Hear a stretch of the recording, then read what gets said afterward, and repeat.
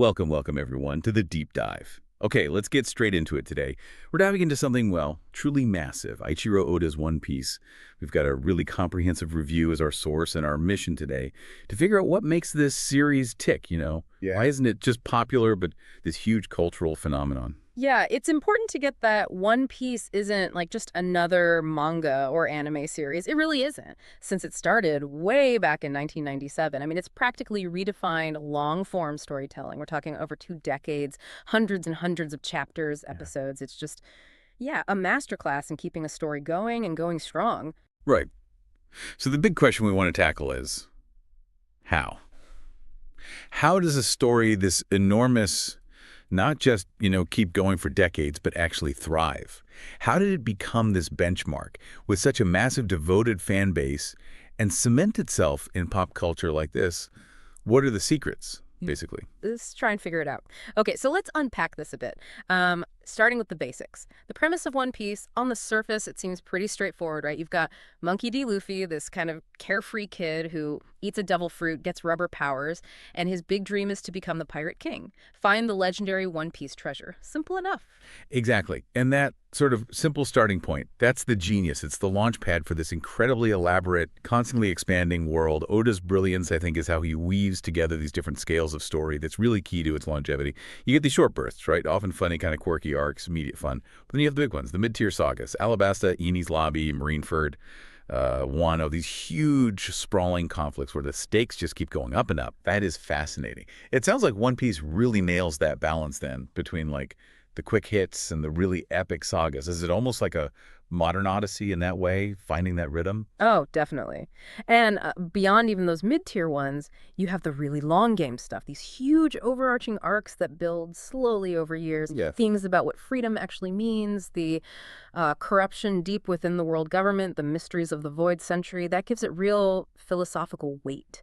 So the structure, yeah, it's both episodic and deeply serialized, kind of like those classic epics maybe, but totally modern in how it mixes that edge-of-your-seat suspense with like laugh-out-loud comedy to release the tension.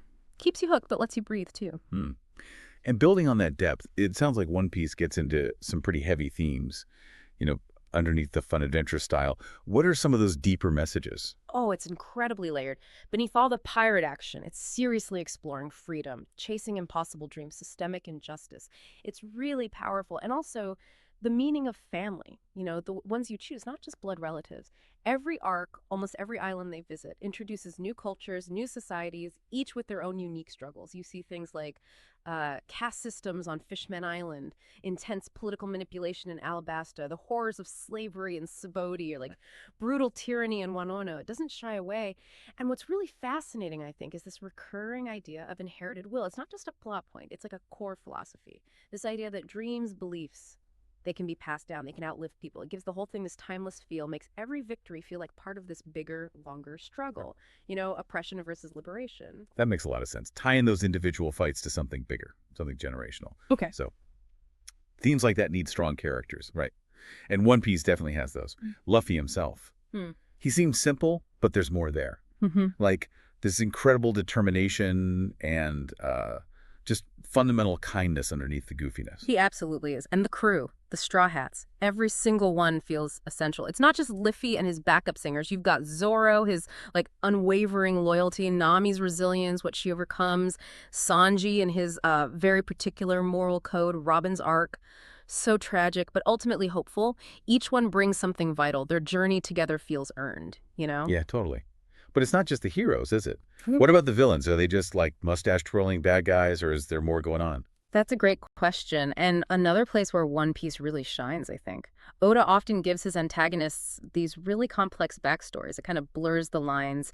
Even the big bads, like Crocodile or Doflamingo or Big Mom, they aren't just evil for evil's sake. You get their history, and sometimes you almost see, not justify, but understand how they became who they are. It makes you question the systems that maybe created them, so they stick with you long after their arc is over. They're not just obstacles. Yeah, that definitely adds another layer. Yeah. And you mentioned earlier how each character's dream connects to the bigger story. How did that raise the emotional stakes beyond just, who wins the fight? It's brilliant, really. Every Straw Hat has a personal dream, right? Nami wants to map the world, Sanji's looking for the All Blur.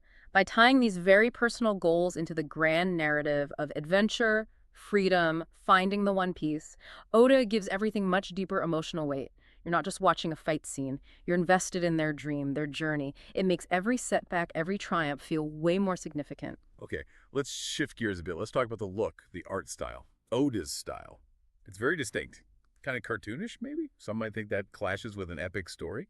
How does it actually work for the story? Yeah, cartoonish is often the first impression, but that visual elasticity, it's actually one of its greatest strengths. It gives Oda this incredible range. He can go from pure slapstick, really goofy humor, to moments of, frankly, brutal intensity or deep sadness, sometimes in the same chapter without it feeling jarring.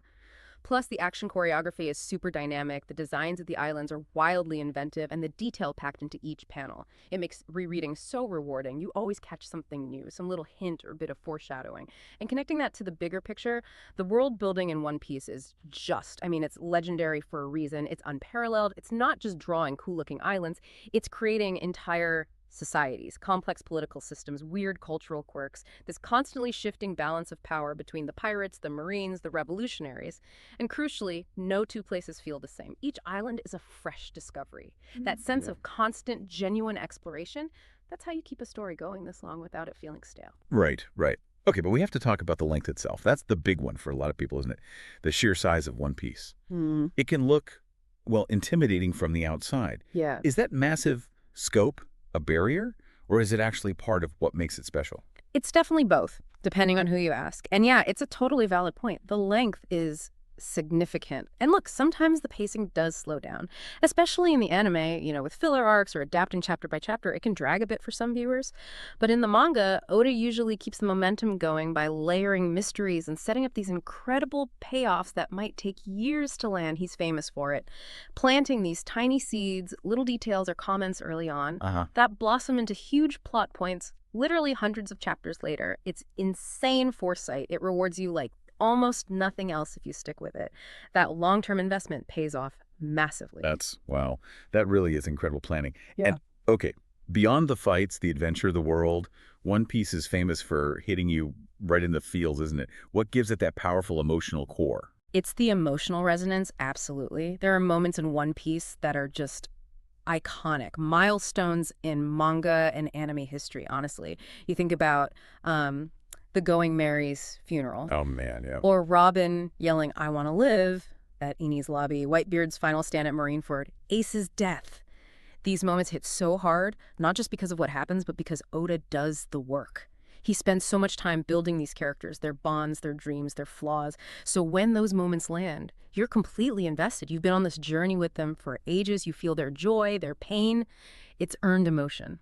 So beyond the crazy sales numbers, the Guinness Yeah. World Records, Mhm. what's the lasting impact? What's One Piece's legacy in storytelling? Well, its influence is huge. You can see its DNA in so many manga artists and writers who came after. But I think Oda's biggest achievement is balancing that massive commercial success with genuine narrative depth and keeping the quality so consistently high for over 25 years now. That's almost unheard of. It proves that, popular entertainment can be incredibly ambitious, deeply meaningful, and meticulously crafted. And maybe that central message, that core idea you mentioned, that dreams are always worth chasing, no matter how impossible they seem. That's probably the key to its universal appeal, right? So, if we're summing it all up, One Piece isn't really just a pirate story, is it? It feels more like a modern myth, a huge saga about freedom, friendship, and just the sheer power of the human spirit to dream big. Yeah, exactly. And our source material definitely agrees. It gives it a full 5 out of 5, calls it a monumental achievement, a saga worthy of its legendary status. Destined to be remembered, it says, as one of the truly great epics. Hard to argue with that, really.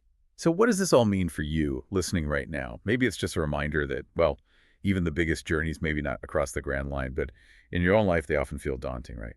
But perhaps One Piece teaches us that it's not always about the final destination. It's about the crew you gather along the way, the storms you weather together, and that unwavering drive to keep chasing your own personal One Piece, whatever that might be for you. Something to think about.